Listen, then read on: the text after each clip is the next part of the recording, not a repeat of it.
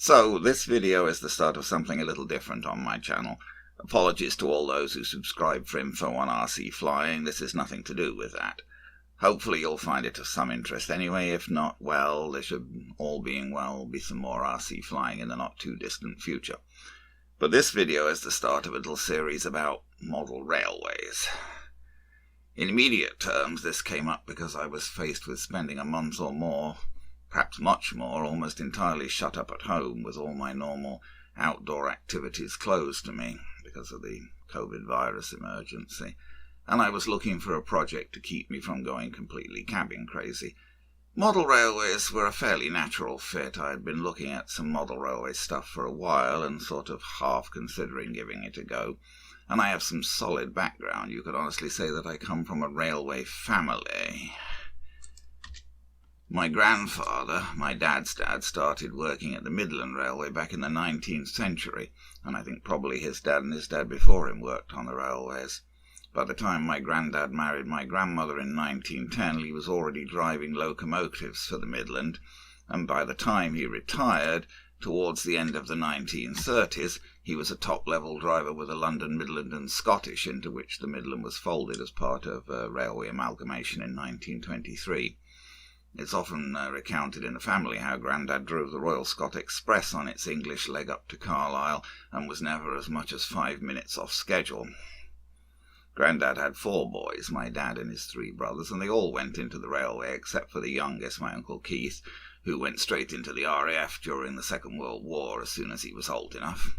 My dad didn't last long on the railway as he went in the 30s. During the Great Depression, he got laid off shortly due to the bad economic conditions. Only Peter stayed on the railway after the war. His actual name was Ralph. I don't know why he was always called Peter in the family. Perhaps he just liked the name Peter better. Anyway, Uncle Peter, as we always called him, drove steam engines for British Railways after nationalisation in 1948. And sadly he died on the rails in an accident in 1961.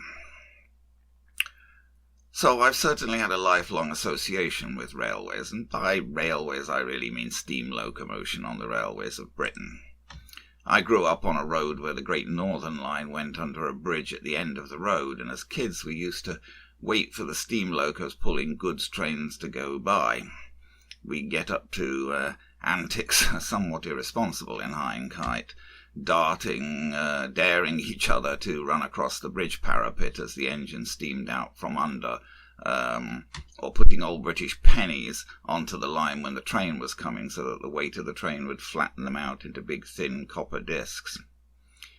That Northern Line, the Great Northern Line out from Leicester through Scraptoft, shut down during the beaching cuts in 63-64, and afterwards we'd walk along the line. We went out to the old Scraptoft and Thurnby station to see if there were any souvenirs to be had. The best I ever found was a British Railways black wax crayon.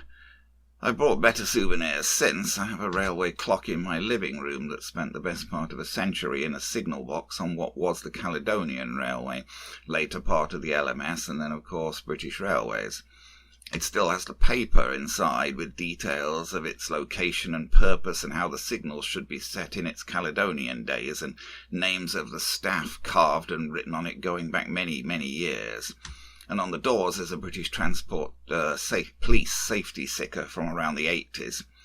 I bought this clock at an auction in Canada where I have lived now for over 40 years. Anyway, by this point you may well be asking, is he ever going to get to the model railways? So I decided during this whole lockdown thing that I would finally try to put together a model railway layout. I've pretty much spent a lifetime doing modelling of one sort or another, ships, planes, whatever. But oddly enough, I'd never done any railway modelling since I had a Triang TT layout as a kid. Since my interest was solidly focused on steam locomotion in Britain, and especially the pre-nationalisation railways in the Midlands, I grew up in Leicester, I would really have liked to work with O gauge, which is the British gauge that runs on the same tracks as HO, but uses a slightly larger scale for the rolling stock. There are tons of lovely models for my period of interest in OO, and the size really allows some great detail that can readily be seen.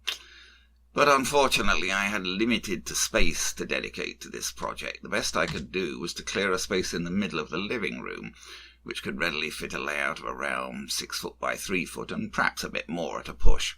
I didn't feel that this could possibly allow for a really workable HOOO scale layout, so regretfully I made the decision to go with N gauge, which is about half the size, specifically British N gauge.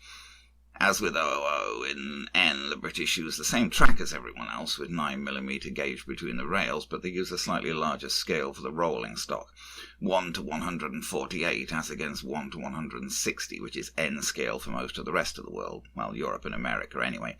I believe the Japanese use 1:150 for rolling stock, but I don't think they make any of the historic British stuff I'd be interested in.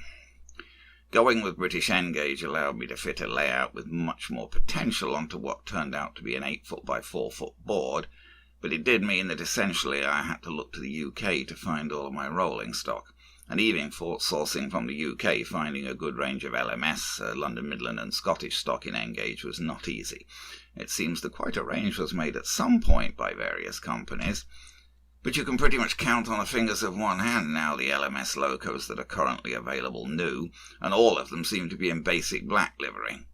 The LMS ran many of its locos, especially on passenger services, in a handsome Crimson Lake livery, but to find locos in that livery I could only look to the used market.